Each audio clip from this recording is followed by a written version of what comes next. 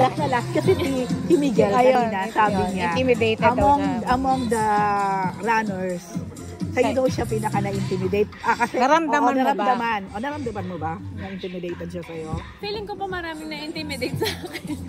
Hindi, unang-una kasi yung aura ko. Meron talaga akong gano'n na parang kung hindi mo ako kilala.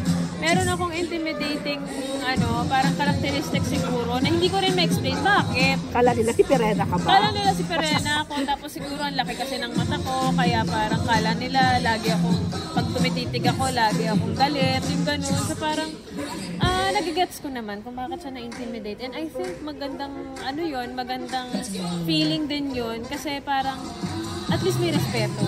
Diba? Yung intimidation, I don't think intimidation yun. It's more of like respect siguro. Nakikita ko lang na hindi siya kaagad FC. Yan yung feeling close ka agad na, oy guys, hello.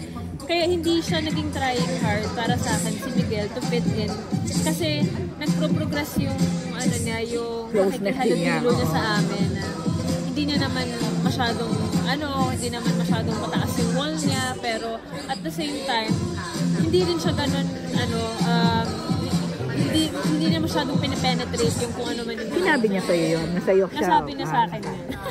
At hindi kita na-surprise. Thank you! Okay, Thank you!